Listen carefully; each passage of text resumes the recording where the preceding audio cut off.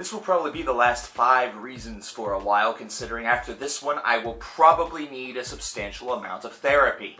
Iron Maiden have been one of the biggest bands that heavy metal has ever seen. Ever since their debut in the late 1970s, their furious and highly successful 1980s era, the 90s, and the 2000s and beyond, this group has established a worldwide fan base and have just brought metal to acclaim. They are one of the main and principal reasons why heavy metal has the large influence that it does today. So people, for some reason, want me to find 5 reasons why people hate this band. I'm not going to do it. I can't do it. It would go against my good nature. It would go against, my own role as an Iron Maiden fan.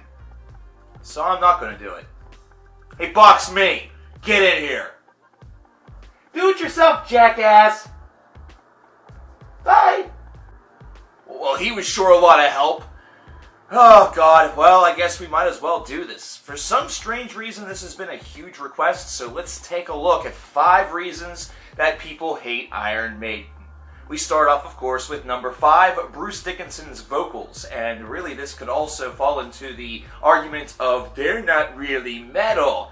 That's right, there's a huge crop of folks these days that believe that the band isn't metal. They believe that it doesn't match up with the landscape of today, and thus it no longer qualifies as the genre of music that it kind of helped to further. Really silly argument, but one that's actually legit, man. I thought that this one was actually more just for trolls and lulz, but instead was legit as fuck.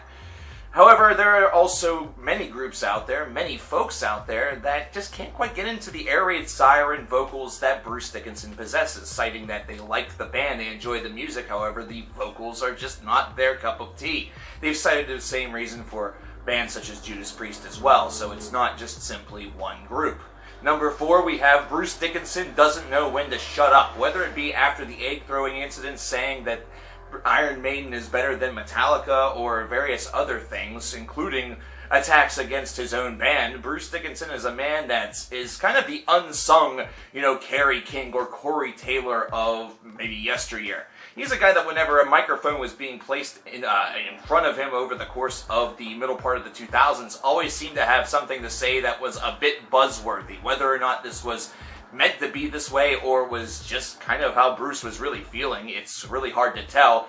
It's something that leaves a little bit to be desired, and many people understandably have sort of distanced themselves a little bit from this band in the later portion of the 2000s. Now, Bruce was always a bit of an outspoken gent. In fact, some of the different ideals with the touring schedule and just the exhaustion was actually what led to Bruce eventually leaving the group, but this was something that seemed to be happening all the time. From 2006 till really just recently, it seemed that whenever Bruce actually did have something to say, oftentimes you were going to take something away from that was going to be blown out of proportion, and a lot of people did. Number 3, the Blaze Bayley era of Iron Maiden. After Iron Maiden left, Blaze Bayley was the person who was channeled to be Bruce Dickinson's replacement, and he was a gentleman that was not very well received by the fan base, considering his vocal pattern and that of Bruce Dickinson seemed almost like night and day, with Bruce having the higher pitched air raid siren and Blaze Bayley being a little bit more dark, one that has a bit of a deeper register. This actually led to 2 albums, one of which was brilliant in my opinion in the X Factor, and a second that was not nearly as brilliant in Virtual 11. However, fans universally just had a huge distaste for this man because he was in this band, because he wasn't Bruce, and because the sound of the band sounded completely and totally different. It was part of the 1990s where 2 of the biggest heavy metal bands on the planet both had vocalists that were not their original at the same time. And really, Bruce wasn't the original vocalist of Maiden either, but you know what I'm saying. Along with Ripper Owens being a part of Judas Priest in the latter portions of the 1990s, one could say that a lot of folks, that nu metal was given the opportunity to sort of take over, considering 2 of heavy metal's largest bands were with replacement vocalists. Of course, eventually Bruce Dickinson would come back, but the damage at that point with some fans had already been done since they had made that choice, and they simply moved on. Reason number 2 is the fact that they're pretentious. It's pretty easy to say that at times Iron Maiden can feel very much like the Robin Leach of heavy metal, and if you don't know who that is, look up Lifestyles of the Rich and Famous. After all, for the Book of Souls tour, they are touring with Ed Force One, which is their very own plane. How many other metal bands can really cite that? Whenever you take a look at their stage show, it's extremely lavish. They have a gigantic Eddie that comes out and they interact with it, which is of course something that's great for the fans and great for the live spectacle. But for some strange reason, there are many folks out there that just feel that not only Bruce Dickinson but other members of this group are simply highbrow, pinky up, pretentious wank jobs. I really don't understand why this one is the one that gets as much credit as it does, considering while we have established that Bruce sometimes needs to maybe talk a little bit less, the rest of the band, by and large, you don't hear much from them unless it's Steve Harris. But either way, this is a widely held philosophy that has kept many people from enjoying the music because of what they read. Which, again, whenever it comes to these 5 reasons list, oftentimes we find at least 1 or 2 reasons that are completely silly and have jack and shit to do with the actual music.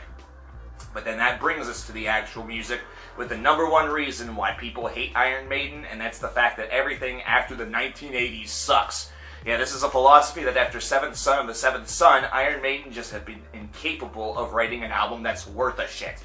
In the 1980s, Iron Maiden were literally producing album after album after album of just killer material. It seemed like ever since Bruce Dickinson came into the fold and had albums such as Number of the Beast, Peace of Mind, Power Slave, Somewhere in Time, Seventh Son of the Seventh Son, that they were just absolutely untouchable on the roll of a lifetime. Now, while Seventh Son was a bit different than the other 4 albums that were listed, it was still one that had enough power behind it that propelled it to really superstardom in the eyes of many Iron Maiden fans. Personally speaking, I think that it is my favorite, even to this day, even after the Book of Souls nearly was a 10 out of 10 album. But the philosophy is that ever since then, whenever you take a look at No Prayer for the Dying and the remainder of the 90s material, and then especially whenever you talk about the material after Bruce came back into the band, which is even more perplexing, they say that this band has not produced a good album in more than 25 years, which spans roughly another 7 to 8 albums. It's pretty ridiculous. So let's take a look at the rundown of the albums that apparently have sucked ever since Seventh Son of the Seventh Son. We have No Prayer for the Dying, we have Fear of the Dark, we have The X Factor, which I disagree with, we have Virtual 11, we Brave New World, Dance of Death, A Matter of Life and Death, The Final Frontier, and The Book of Souls? You mean to tell me that there has not been one good album among any of those? Absolutely ridiculous. A lot of these folks feel very out of touch, as though the 1980s was the only decade of heavy metal that's allowed to happen. And it's something that's also created a bit of a divide between older fans of metal music as well as newer fans of metal music, considering it seems that they just can't sort of come to terms that the older bands that they love are still recording great albums. And believe me, not everybody is like this. This is more of a smaller subsection. And newer fans don't seem to have the same, credibility whenever it goes further back in exploring the old efforts of the past. Either way, the whole argument that everything past the 1980s sucks, to do a quick relevant or ridiculous, is absolutely ridiculous. Iron Maiden has been producing terrific albums now for 4 decades. We're going to say 4 decades. The original debut album was right there on the cusp of the 1979-1980 line. Fuck it. This is a group that has been absolutely terrific and been one of the best things heavy metal has ever seen. And that's not just me as a fan talking, that's just kind of looking at it from a historical point of view. Iron Maiden has given a lot to the genre of heavy metal and to rock music, just the same as a band such as Led Zeppelin gave a lot to rock music, or Jimi Hendrix, perhaps even other metal groups such as Judas Priest or Black Sabbath or Metallica, those that are usually relegated and said as the ones that meant the most to the genres that they are a part of. But Iron Maiden has also, as we have just seen, gotten and incurred a little bit of criticism for various things that have happened within their career. Either that or the music within their career. Do you agree with our list? Leave your answer in the comments below. Don't forget to subscribe. I am Cover Killer Nation, and I am going to need some therapy. Leave some ideas for future 5 Reasons episodes, but it might be a little while before we get back to this series. Don't forget, we're still running the Patreon campaign for a 24 hours of CKN. The link is in the description below. And if we reach the goal, it's going to be a lot of fun. So you're going to want to get in on this. Once again, my name is Cover Killer Nation, and I will talk to you guys next time. Take care.